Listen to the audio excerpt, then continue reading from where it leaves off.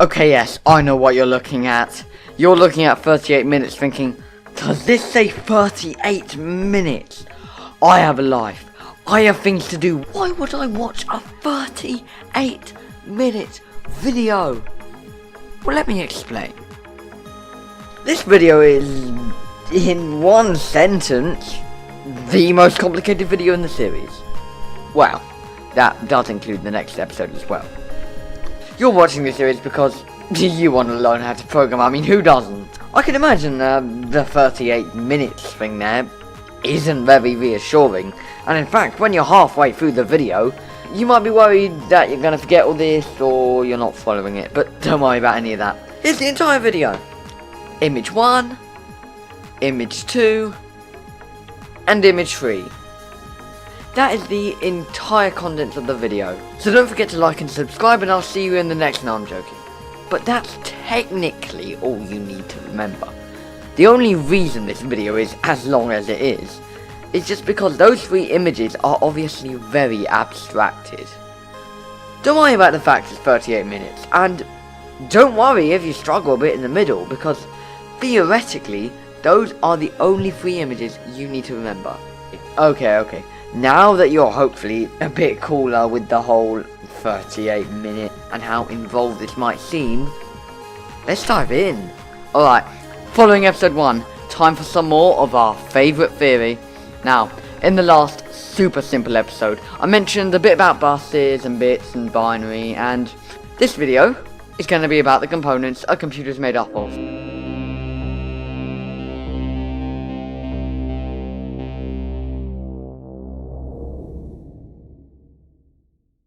Alright, now, just to test you, let's do quick quiz time with Alex. Is a keyboard an input or output? Okay, yeah, it's an input, come on. But what about a screen? Is that an input or output? This one is an output. What about speakers? Input or output? Output as well, awesome.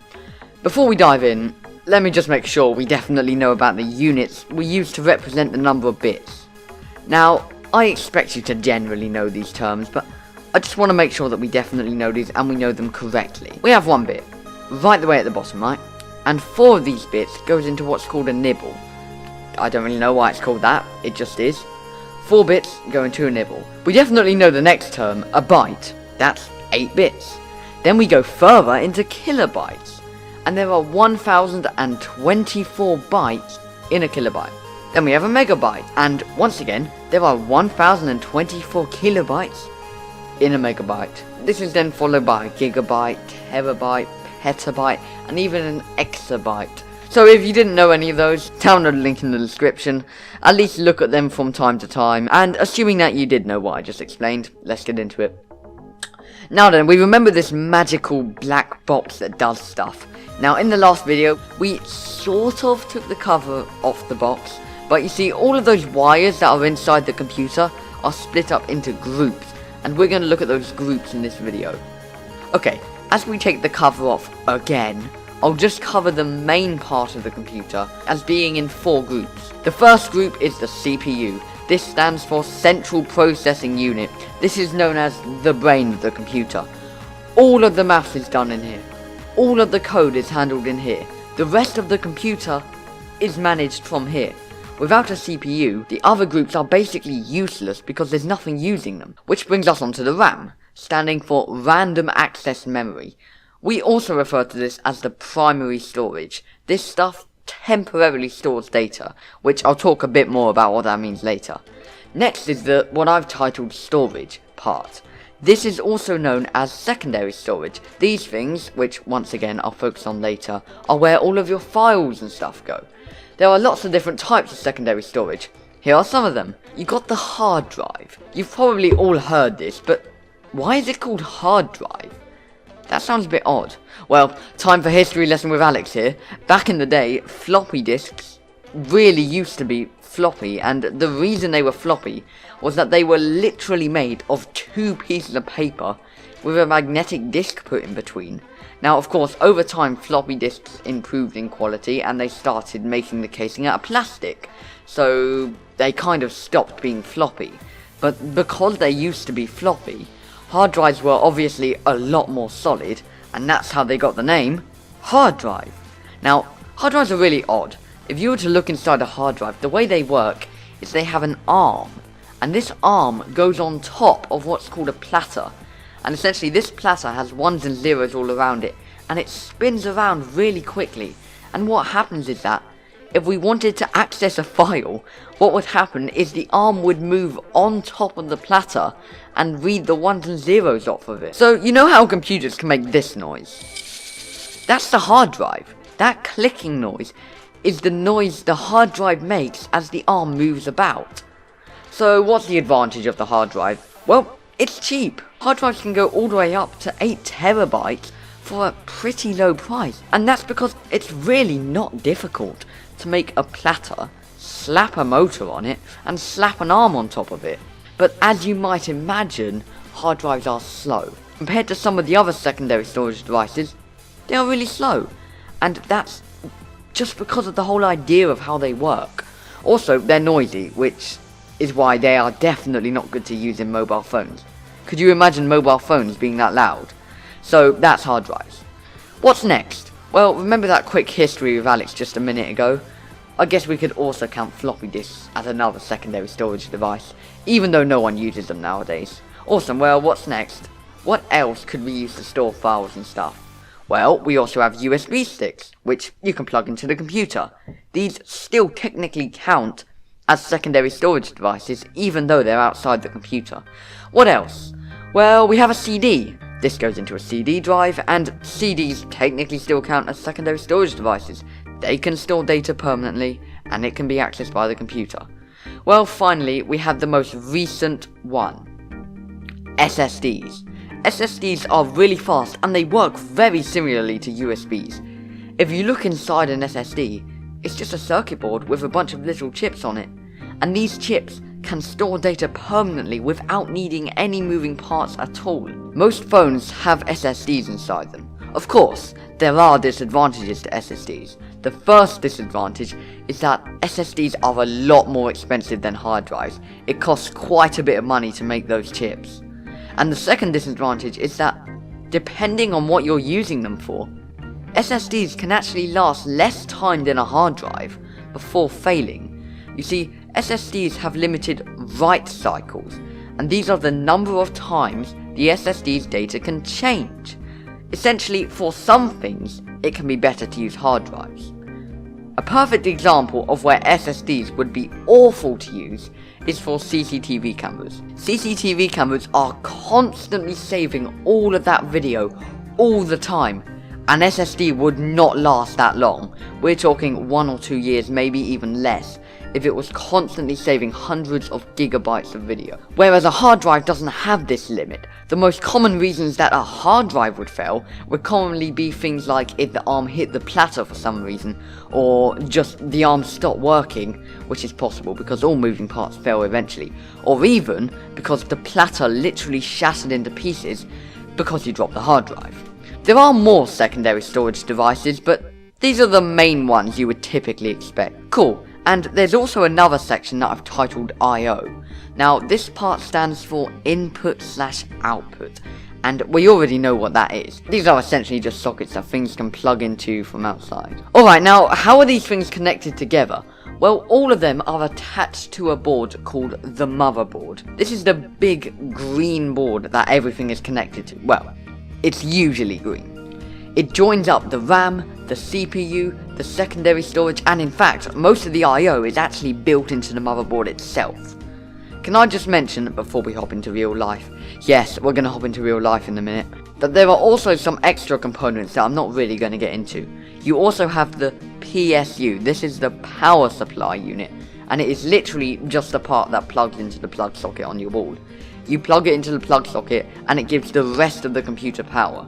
There's also the GPU, standing for Graphics Processing Unit, and this is in charge of outputting to the screen and all of that stuff.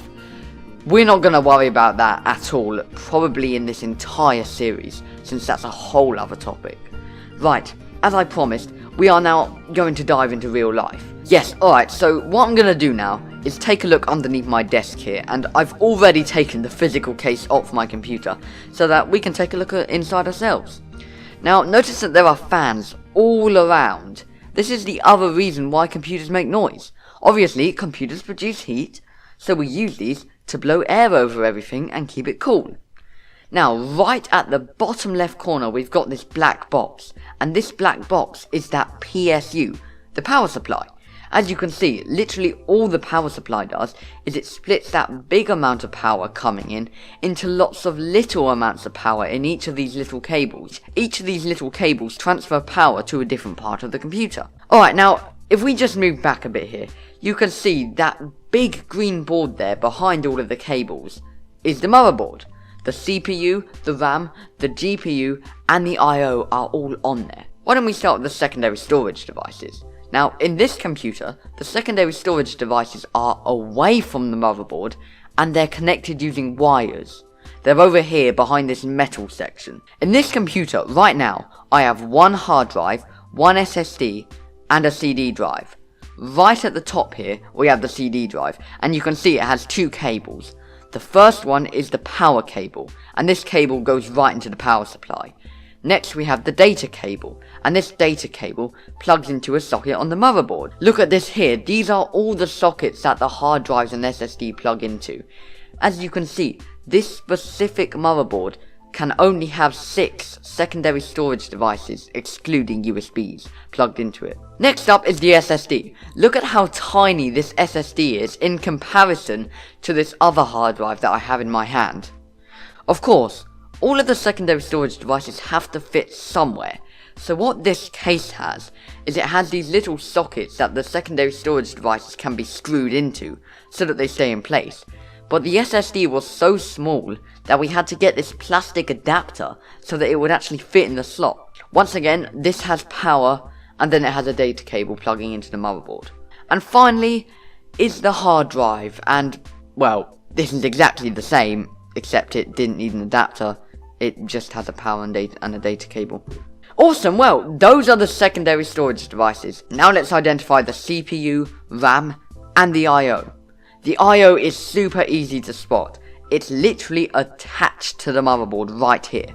Right at the back of the motherboard, we can see all of these sockets, which obviously poke out at the back here. Well, now, where's the CPU? Well, it's pretty easy to spot. It's a thing with a massive fan on top of it. You see, the CPU has so many millions of cables inside it that it has this massive fan on top of it. In fact, here's a picture of a CPU. They are tiny, and yet most of the millions of cables that I referred to are inside this tiny little thing. Each cable in the CPU is about 27 nanometers big, and obviously this tiny little thing is going to get seriously hot while it's turned on. So what we have is we have a massive fan put on top of it to help it stay cool. These CPUs are designed to be replaced. You can take the CPU out of this motherboard and put in a newer, more powerful one. Alright, well, let's identify the last component. This is the RAM. Now, the thing about the RAM, just like the secondary storage devices, is that you can just add and remove RAM. This is the RAM right here. And notice how it sticks out of the motherboard. Well, the reason is you can take these cards out of the motherboard and replace them with some different RAM cards. So my computer has 8 GB of RAM, right? Each of these 4 little RAM cards here are 2 GB big, so joined together they make 8 GB. Let's say I wanted 10 GB of RAM. I could just take one of these cards out, like I have, and put in a 4 GB card. Then it would all add up to 10. Alright, well, I think that's all the real life stuff we need. Now, just in case you're wondering, this big card in the middle is the GPU, and just like the RAM, it's pretty easy to remove. It's only the CPU that's a bit difficult to get out. Also, I know that it might seem like all of these come with the motherboard, but no, they don't. If you go online and buy a motherboard, it won't come with any of these. The only thing that I've described that it would come with is the I/O over here. Everything else, the CPU, the RAM, the GPU, the PSU, the secondary storage devices, the casing, none of it comes with the motherboard. When you build a PC, as I did with this computer here, it's actually really easy to do with a bit of guidance. You choose the motherboard, Then you choose a CPU you want. Then you choose some RAM cards, depending on how much RAM you want. You choose a GPU, a case, this big metal thing here, a PSU, and an SSD or hard drive, or both, whatever you want for secondary storage. And then, after you bought those, all you need to do is just put them together. Put the CPU in the little square socket on the motherboard, put the big fan on top of the CPU, put in the GPU, put the RAM in, connect the PSU to the motherboard, and everything else, things like that. It's really easy to build a PC, it's literally just about connecting everything together. Okay, I've had quite enough of the real world, let's get out of there, and get back to where we were, shall we? Now then, let's decide which one of these components we're going to explain next, and it's going to be the RAM. So, the RAM stores temporary data that the computer needs while it runs. For example, all of the programs you have running, and what state they're in, are stored in the RAM. This is different from those secondary storage devices that you have, which store data permanently. The technical terms for this are volatile and non-volatile. Volatile means that the data is lost when it loses power, which is what the RAM is. And the non-volatile, well, means the opposite. It means that the data will stay even when the power is turned off. Very simply, the difference between these two is that the RAM, which is the primary storage, only stores temporary data that's used while the computer runs, whereas the secondary storage stores permanent data, like all your pictures, all the apps you have installed, that sort of thing needs to be permanently stored. But wait a second here. If we have these secondary storage devices that sound so perfect, I mean they can store data permanently and all of that, why don't we just use those for the temporary data as well? Why do we need a primary and a secondary storage? Think about it, why couldn't we just use the hard drive as RAM? Doesn't it seem a bit pointless to have a RAM and a hard drive? Well, actually, there is one major reason why we have RAM, and I can sum it up in one word: speed. RAM is much faster than secondary storage, and it doesn't matter whether it's an SSD, a hard drive, a USB, it's faster than all of them. Now, there is one issue with this. RAM is also more expensive than secondary storage. For example, video files are massive.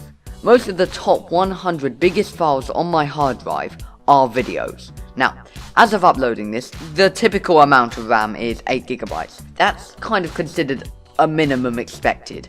By comparison, you can have hard drives well up to 8TB. Now, this all being said, the fact that it costs a lot of money to get a lot of RAM isn't really that big of an issue, because you don't really need that much RAM. Don't forget, RAM doesn't store files, doesn't store videos or anything like that. It just stores some data that a program is using at a time. An example is, let's say if you have a menu open in an app. In the RAM, the app would store whether you have the menu open. Maybe for when you are, for example, browsing the web. It would be data like what page you're on now, how far scrolled down the page you are. That sort of temporary data is remembered using the RAM. So if that's the sort of data that we're storing, it's not really that big of a deal that RAM isn't 8TB big. The programs that take up the most RAM are programs like video editors, which store just a little ahead of where you are in the video so that it can play quicker. Right then, well, we know the sort of data RAM would be storing. Let's do a very simple example. Opening a Word document. When you double click on that docx file, what's going to happen is your system knows that a docx file needs to open in Word. So what it technically does first is it hops to the hard drive and loads up the exe file for Word, which contains all of the code for Word. All of that code now goes into the RAM. Then, your system is going to start running that code, and it's going to tell that code you wanted to open this file. Then, the code is going to ask the hard drive for the data in that file, and as the hard drive chucks out the ones and zeros, it will start putting the document in the RAM somewhere as well. Then, once it has received all of those ones and zeros from the file, you'll be able to see it and edit it and so on. Now, you know how you have to click on save all the time, right? Well, you should click on save all the time. Why do you have to do that?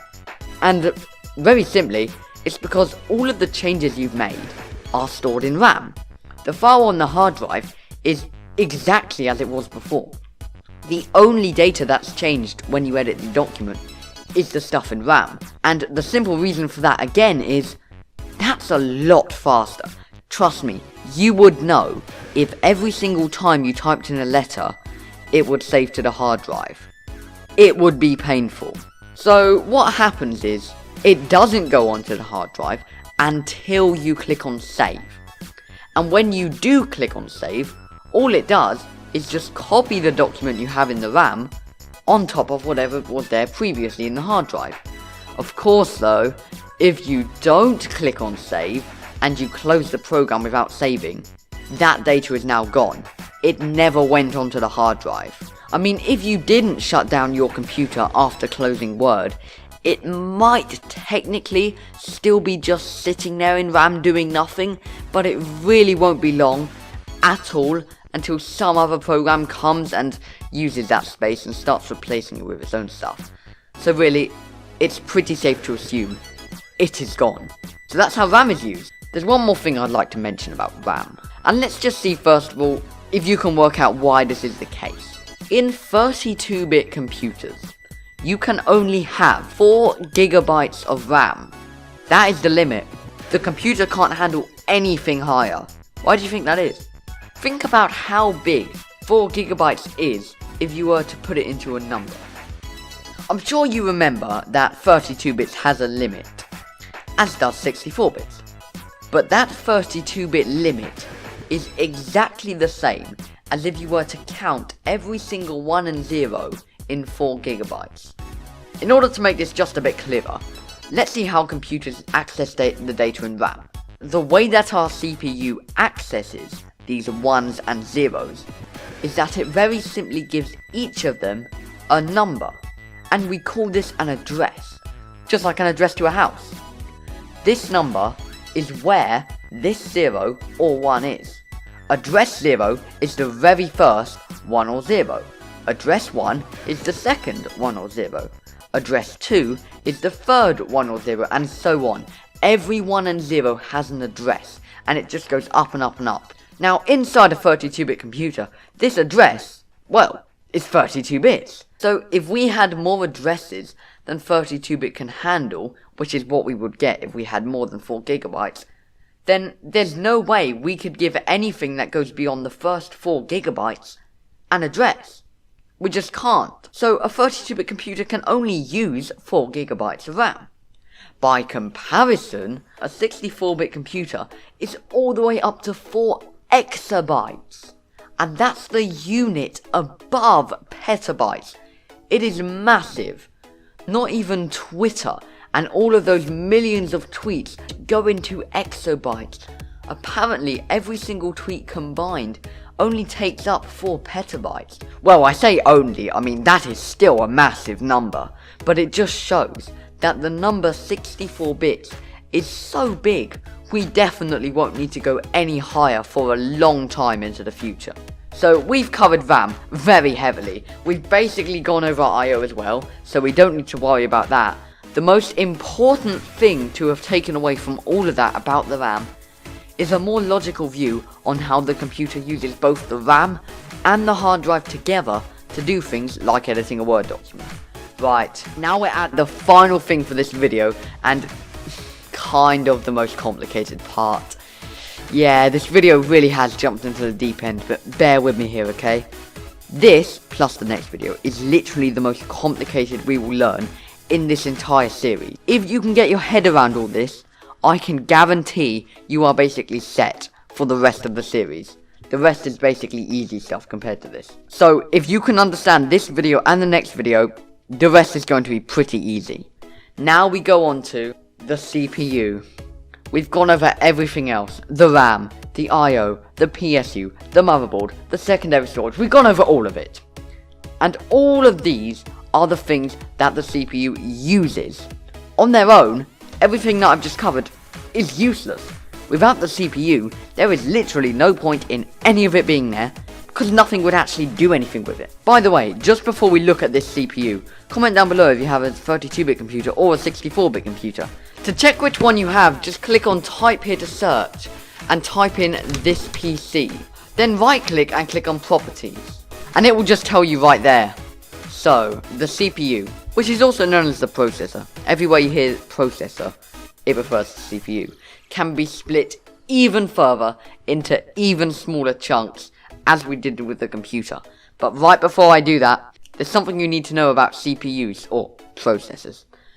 Everything I'm going to describe on the CPU right here does not apply to all of the CPUs in the world. And that's because different CPUs have different architectures. If you look at, for example, the CPU in a desktop computer and one inside a mobile phone, you'll see that on the inside of the CPU, they're a bit different. Okay, so quick history lesson with Alex here again. There was a guy, okay, called von Neumann. This guy came up with one of the first CPU architectures, which he super creatively called the von Neumann architecture. Now, this architecture was excellent, so excellent in fact, that computers today still use this in some form. But there was a bit of a problem. You know how the code has to be put into the RAM alongside the data? Well, there was something about that really slowed down the computer. And this was so significant that it became known as the von Neumann bottleneck. You see, the CPU could only get one thing at a time from the RAM. So, if we had a bit of code that wanted to get some data from the RAM, it would have to first get that piece of code, and then it would get that data.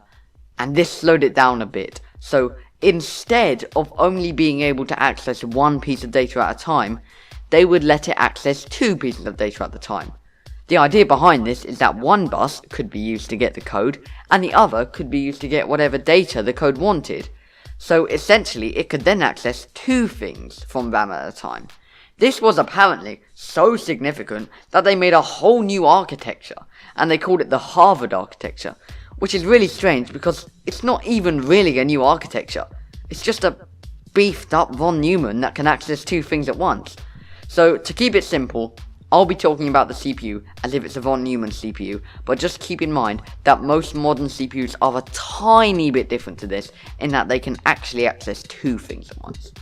Now, von Neumann's overall idea stuck, but as I said at the beginning of this bit, if you looked inside a desktop or laptop computer's CPU, it would be slightly different from a mobile phone CPU. And the reason is that there are two modern architectures which are both based on the von Neumann architecture. Everything I'm going to cover in a minute applies to both of them, since they're very similar, so don't worry about it too much. But it is good to be aware of one of the reasons why you can't just take some code out of the RAM of a desktop computer and then put it into the RAM of a phone or tablet or something like that. Because the code is slightly different, because the architectures are a tiny bit different. Now, don't worry too much about this info, but the first modern architecture is called x86. It's pretty old, it's been around for quite a while. There's also another version of it called x86-64, which is the 64-bit version. So when I say x86, I'm referring to both. This is the one that's found in a desktop or laptop. The other one is the one used in mobile devices, things like your Android tablets, your Android phone, things like that. That one is called ARM. Essentially, anything that needs to be small and portable and doesn't need to be super powerful would have an ARM processor inside it. So, what's so special about ARM processors? Well, ARM processors use up less energy and they produce less heat. The latter is really important because could you imagine having a fan inside a phone?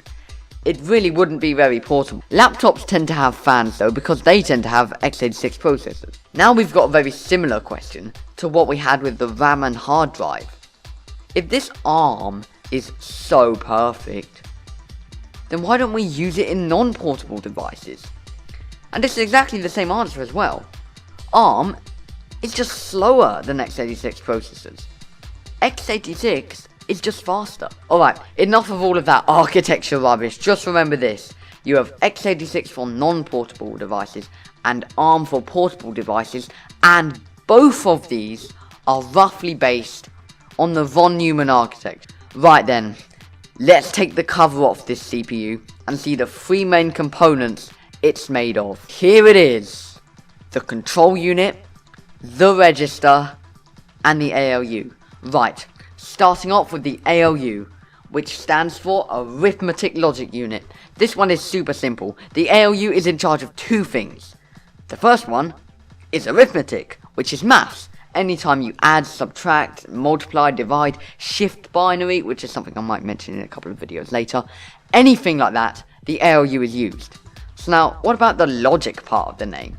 Well, it's a bit difficult to fully explain until we really started coding, but it's the job of this part to do things like comparing two binary numbers. So is this number bigger? Is it smaller? Is it exactly the same? That sort of stuff is also handled through the ALU. Great, that's literally all there is for the ALU. It does math and logic. That's it. Next are the registers. These things are super temporary pieces of data, even more temporary than RAM. Each register is only 32 or 64 bits long, which I know doesn't seem small, but that's only 4 or 8 bytes. And if we consider one letter as 1 byte, that's 4 letters you can store in there. That's barely anything, and there are very few of these registers as well. Summed up, in order for the CPU to do anything, it has to first be put into a register, and that's just because these registers are built right into the CPU. These registers are specifically wired up to the ALU and CU, and because they're specifically wired up to the ALU and the CU, they're even faster than RAM, which is kind of also why they exist. Right, well, we've come around to the final part of the CPU, the control unit. Now, the control unit is essentially in charge of managing, well, really everything. It's the part that's in charge of communicating with the RAM. It's the part that's in charge of executing instructions. If the CPU didn't have a control unit, it would be very much like a computer without a CPU. There would be no point in there being an ALU and registers because there's nothing actually using them. Okay then, that's each of the components covered. Let's see how these all work together. Let's say we had the number 3 in RAM and we wanted to add 4 to it. Well, this number has to go into a register first. So, the number 3 gets copied into, let's just call it register A, and this now contains 3. So now all we need to do is add it. So what the CU does is it essentially talks to the ALU and asks it to add 4 to register A. So then the ALU goes in, does its magic, and we now have 7 in register A. And then to finish it off, the CU will then go in and copy that 7 back into the RAM. And there you go, we just added 3 and 4. This happens thousands and thousands of times per second. So just remember, as you use a computer, be it a mobile phone, a laptop, a desktop, whatever it is, just remember that it's doing thousands and thousands of register swaps inside the CPU every second. And now it's time for us to quickly revise over all of that. Obviously, I am not going to be able to fit all of that onto one screen, so I'll put it into a bunch of different categories. And once again, if you really feel like it, you could actually go ahead and make them your background. Right, let's start off with the components. If we look deeper into the computer, we'll see it's split into 4 parts. The CPU, the RAM, the IO, and the storage. The CPU is considered the brain of the computer. It controls all the rest of it. It controls the RAM, it controls the IO, it controls the storage, it controls everything. Without the CPU, there wouldn't really be a point in there being anything else. The RAM, also known as primary storage, stores temporary data like what apps are running and what state they're in. The RAM is volatile, which means that when the computer turns off, all of the data in the RAM is lost. So then, if that's the case, then what happens to all of the files? Well, they go into the storage devices. The storage devices store data permanently unless they fail. Things like your pictures, files, and apps are put onto the storage devices. And finally is the I/O, which is super easy to remember since that was literally the topic of the last video, inputs and outputs. These are usually directly on the motherboard, which reminds me that all of these components in some way are attached to the motherboard. Some of these are directly on the motherboard, and some are connected using cables. Cool, there it is, download link in the description. The next topic is what secondary storage devices we have. Well, we have a hard drive. This is called a hard drive because floppy disks used to be floppy, and by comparison, hard drives are just more solid. These things have a moving arm inside them which goes on top of the spinning platters. We also have CDs and USBs, which I'm sure you already know about. And then we have the SSD. This is the latest addition to the list, and the SSDs are a lot faster than the hard drives, and they don't have any moving parts inside them. However, they have limited write cycles, which means their data can only change a certain amount of times. This means that SSDs are best for places where the data doesn't change a lot, like, for example, an archive. It would be fast. SSDs would definitely last a lot longer than a hard drive if all you do with them is just load from them. But for something like CCTV cameras, where the data is constantly changing, thousands of gigabytes every second, they're really not a good idea because they're not going to last very long. Which brings us on to the final topic, the CPU. When we look inside the CPU, we'll see three things: the registers, the ALU, and the CU. The ALU is the easiest one to remember. This is the arithmetic logic unit, and this is where all of the maths and logical things happen. Next we have the registers. These are really tiny little storage areas for the CPU, each of them only being about 32 bits or 64 bits. These things are even faster than the RAM, because they are wired directly with the ALU and CU, whereas the RAM has gone through the motherboard, which slows it down a bit. Finally, we have the CU. This is the control unit. This is essentially controlling the entire process of running code, moving data in and out of the registers, and things like that. Okay, so there's the CPU. Go ahead and download these if you want. And that is this video, summed up in 3 screens. These screens, by the way, are great for revision. So, I suppose the final question is, what is the next video going to be about? Well, the next video is going to be about software. You know how I kept on saying that code in the RAM? We've been looking at the hardware so far, which is the physical stuff. So now, we'll start thinking about how the computer knows what code to run when it boots up, or how your programs are managed, things like that. And that's what there is for this video. But don't forget to post that comment saying whether your computer is 32-bit or 64-bit. If the next video is out, it's going to say right over there. So take a look at that, maybe also click on the subscribe button, and I will hopefully see you in episode 3.